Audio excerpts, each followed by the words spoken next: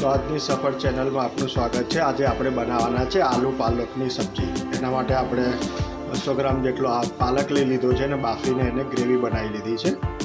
અને એક ઝીણો મીડિયમ સાઇઝનું બટાકો લઈ લીધો છે અને છોલીને આવી રીતે ઝીણા ઝીણા પનીર જેવડા કટકા કરી લીધા છે। પનીરની જગ્યાએ તમે આલુ પાલકની સબ્જી બનાવો, એકદમ પાલક પનીર જેવી જ લાગશે।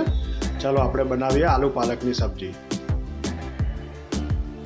આપણે તેલ લઈ લીધું છે 4 થી 5 ચમચી જેટલું।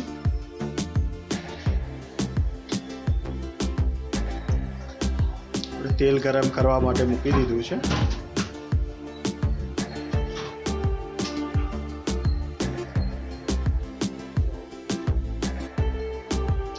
આપણું તેલ ગરમ થઈ ગયું છે એટલે જે આપણે બટાકા ઝીણા ઝીણા કટ કરીને રાખ્યા છે પનીરની જેમ આપણે એને ફ્રાય કરી લઈશું।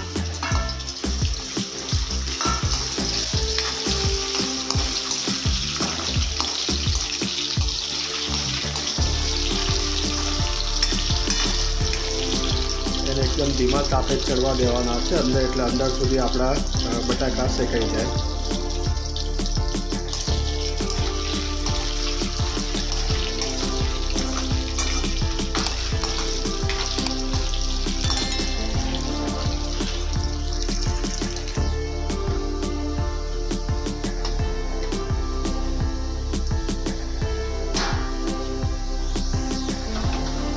જોઈ શકો છો આપણા બટાકા ફ્રાય થઈ ગયા છે।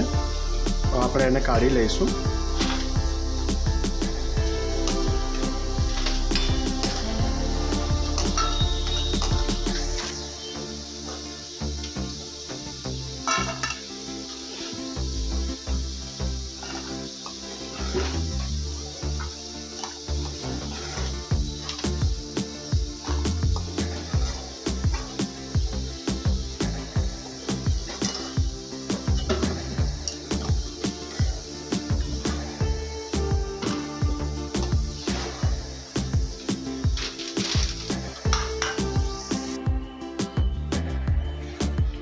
હવે જ તેલમાં આપણે 1 ચમચી જેટલું જીરું એડ કરી દઈશું। જીરું આપણું સતળાઈ જાય એટલે 1 ઝીણી ચપટી જેટલી હિંગ એડ કરી દઈશું। પછી લીલા મરચાં અને લસણ ક્રશ કરીને રાખ્યું છે તે એડ કરી દઈશું।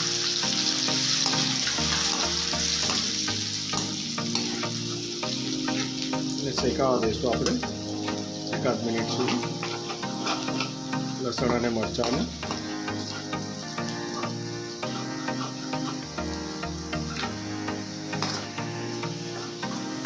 લસણ આપણું શેકાઈ ગયું છે। આપણે જે ડુંગળીની એક નાની ડુંગળી લીધી હતી એની ગ્રેવી કરી દીધી છે।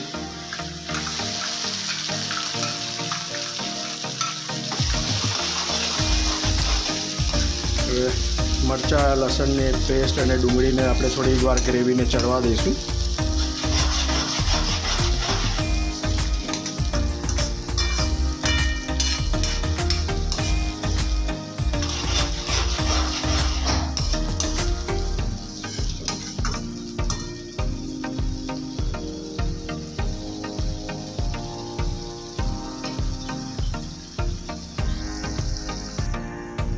જો આપણો ડુંગળીનો કલર ચેન્જ થઈ ગયો છે એટલે આપણે જે 2 નંગ ટામેટાની ગ્રેવી કરીને રાખી છે એ ગ્રેવી એડ કરી દઈશું ટામેટાની। એને બી હવે 1-2 મિનિટ સુધી આપણે ચડવા દઈશું।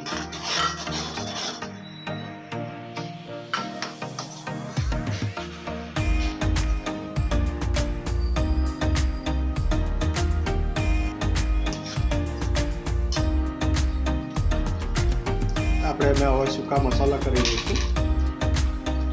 સ્વાદ પ્રમાણે આપણે મીઠું એડ કરી દીધું છે।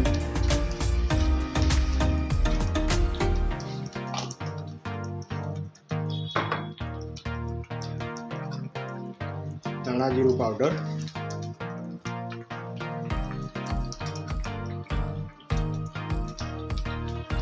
હળદર, લાલ મરચું પાવડર। તીખું તમે જે ખાતા હોય એ પ્રમાણે ઓછું તમે કરી શકો છો। મસાલાને આપણે બધા મિક્સ કરી લઈશું।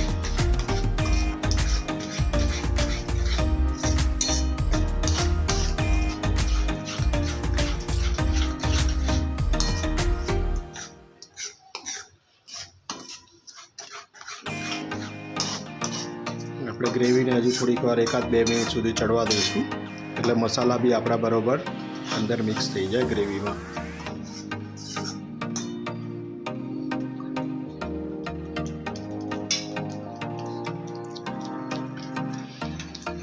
જોઈ શકો છો આપણી ગ્રેવીમાંથી તેલ છૂટું પડવા લાગ્યું છે, એટલે જે આપણે પાલક બાફીને જે ગ્રેવી તૈયાર કરી તે એડ કરી દઈશું.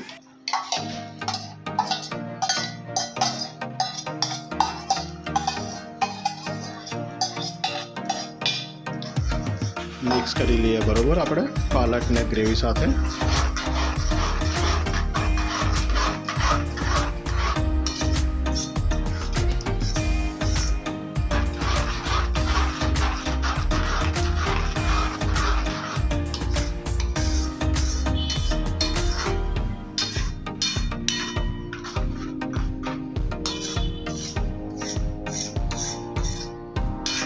પાલકને 1-8 મિનિટ સુધી આપણે ગ્રેવી જોડે ચડવા દઈશું.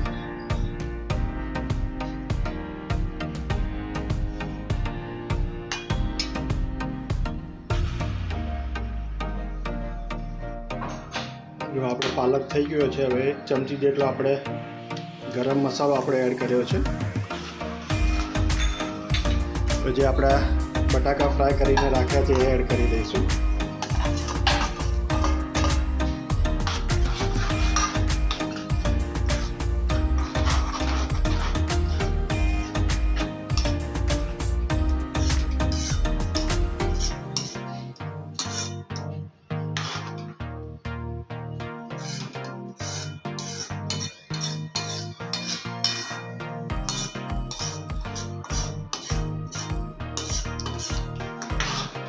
જોઈ શકો છો આપણી આલુ પાલકની સબ્જી તૈયાર થઈ ગઈ છે, અને તમે પરોઠા કે ભાખરી સાથે તમે સર્વ કરી શકો છો કે રોટલી સાથે. જોઈ શકો છો આપણું આલુ પાલકની સબ્જી તૈયાર થઈ ગઈ છે. આવી અવનવી વાનગીઓ જોવા માટે અમારી ચેનલને લાઈક કરો, શેર કરો અને સબસ્ક્રાઈબ કરો.